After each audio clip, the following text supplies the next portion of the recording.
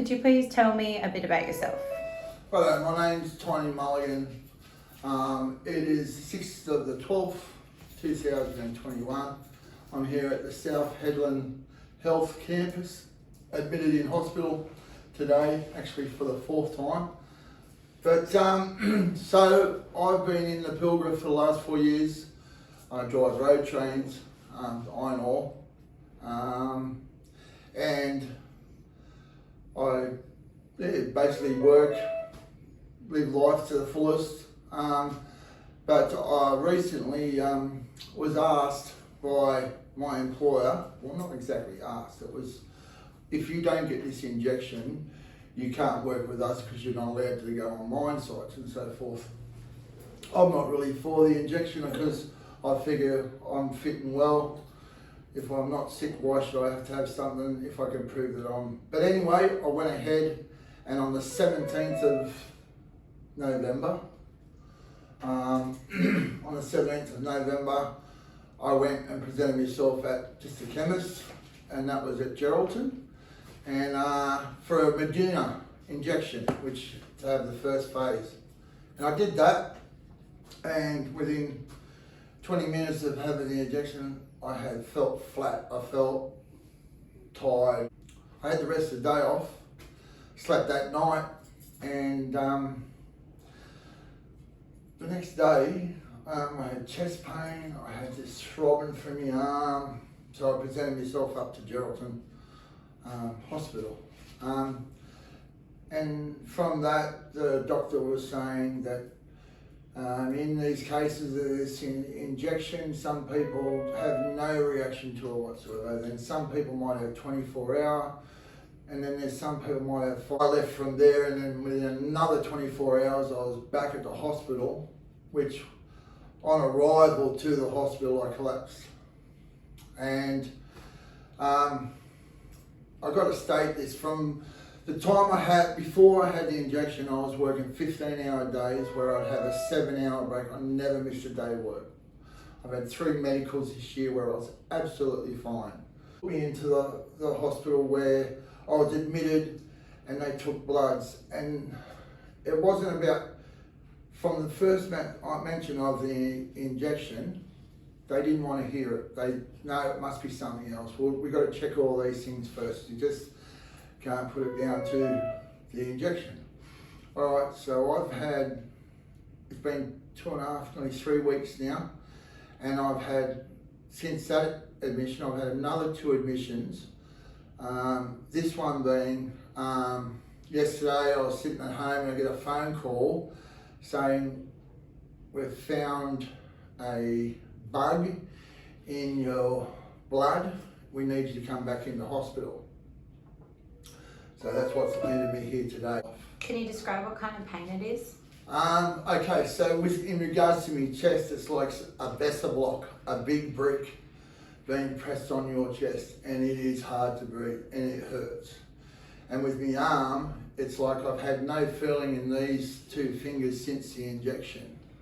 Since I had the injection, there was numbness in my arm, and I've still got the numbness today, but that throbbing pain that goes through my arm, because what it is, it's like a wave. So I'm sitting here like this, and it's like a wave. When that wave hits you, you go from being all good, you get the sweats up, and then it crushes you down. And you're flat and you're sweating and hard to breathe. I think the world's coming to a fucking end. They've found this bug now, okay? But they're still not addressing the problem. Could you please clarify if any of your doctors have reported this to the TGA? No one. My knowledge, nothing's been reported. I haven't signed a piece of paper. This is the whole thing. They don't want to admit that there's a reaction to the injection. This is where we're butting heads. They're trying to prove that it's everything else but that injection, and it's just coming up trump cards that nothing up until now where they've found this bug, which they still can't tell me what the bug is. They've taken more bloods from me today. It's going to be another 3+ days in hospital to find out what this so-called bug is in my blood. Do you mind telling us who your workplace is, Yeah, I work for Road Trains Australia. No messages, no nothing. I'm ringing every day. I send a message, please help me with this paperwork, please help me out in this situation. I'm in hospital, I need help, and nothing. Not a thing. So are you receiving any financial support? No. This COVID thing, and because of this injection thing, nobody wants to know you. No, everything wants to be brushed under. If they can find something that pushes it away from the injections or whatever, you know, you don't hear of anything on the news about anyone who's suffered from a bad injection or a reaction. And to get that written down on my discharge summaries, which I've got a black folder there of everything that's happened since the 17th, and in my discharge summaries it is stated that prior to the 17th, Mr. Mulligan was well and working, you know.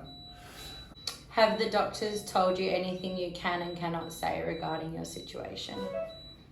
Well, can and cannot say. When I'm talking one-on-one to the nursing staff or doctor staff, doctors have said, when I've mentioned things of, well, this is because of the jab, they're going, no, this is because you're unwell. How does that make you feel? Makes me feel that I'm lying to them. Like I'm the one, I'm the shit, I'm the arsehole. And this is the other thing they'll say to you. Do you understand that, you know, this could not be a part of the injection, could be something else? And I say, no, I don't understand. When a doctor turns around and says, well, some people from the jab have 24 hours, some people have 5 days. Well, now I've had 3.5 weeks. I said, so where do I stand now with these jabs? Like, surely you're not going to put this through me again? Oh no, we'll have another jab for you. And I said, fucking what? You don't even know what you're putting into the system, into my system. So yes,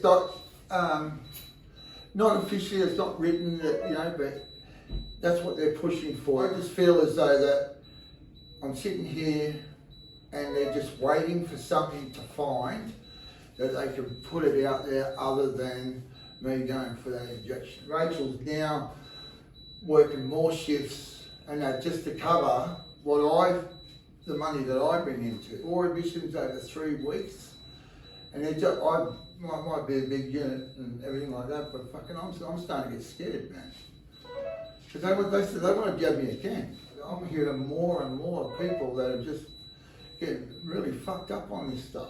Tiny, you said you've got a family. Have you got children? Yeah, I've got 2 girls. They're over the East Coast. They're in their 30s. I've got my stepson who's 21. I've got 2 other boys, you know.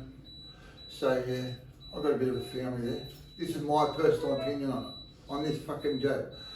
I didn't need this jab. Or if I proved to you that I was fit and well.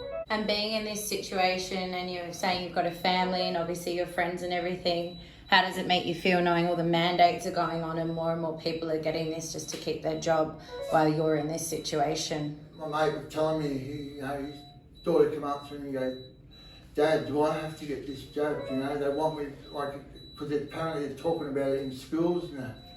And my mate turned around and said to me, just be a child, you know. I've got another mate who's had it, and he's had the first one, and he's had 2 seizures and been flown to Perth Hospital. Yet our Premier will get up there and say, hey, no, there's no adverse reactions. Bullshit ain't there, you know. And all I want is for people to know, if you make that choice, I was backed into a situation where, yes, I made that choice to have the jab, to keep my job, to keep, you know, otherwise lose everything.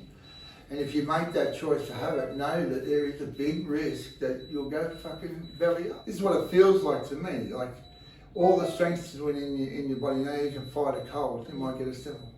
Whatever they've put in me, I can't fight it, man. It knocks me. When that wave hits me, it knocks me. So when you're talking with kids, if you're going to knock kids, we don't know, doctors don't know, nobody knows. And the companies that make the injection, they've not got any liability either, is that correct? To my knowledge, no. Did the man that put it in your arm warn you of any side effects that you may experience after that? Well, I asked him as much as I could on it. He was very vague on it. He said, you know, there hasn't been any cases gone back through the chemist where they've had an adverse reaction. That's the other thing, that you were given the jab and you're on your way, you know, plenty of fluids, keep your rest, but there was nothing like, you know, if you're feeling off, you know, ring 000 or something like that, you know, because they just believe out there that there's no adverse reaction. Would you take the information that was provided as sufficient informed consent? One piece of paper, no. Have you been asked to sign any documents or anything since being in and out of hospital? No. The only thing we can do is band together and sort of like, this is why I'm telling this story here, telling this. So in hope that it either warns the people who haven't had the injection, or people who have had the injection, whatever's gone into my system or whatever's wrong with me, I need it rectified so I can go on with life. All right, Tiny, thank you so much on behalf of the Pilbara Freedom Keepers for sharing your story with us. It was very brave. Before we wrap up, is there any last thing you would like to say for any viewers out there, any other people who have suffered reactions and may have been silent, or anything else before we go? Yeah, all I'd say is the people out there who are thinking about whether to get it or get the injection or not, that's your choice to do so. People who have had the injection, know that you aren't alone. We need to form, get together, call a friend, as I have done, and don't be scared, because there's how worse can it get than what's already happening to us. Thank you, Tiny.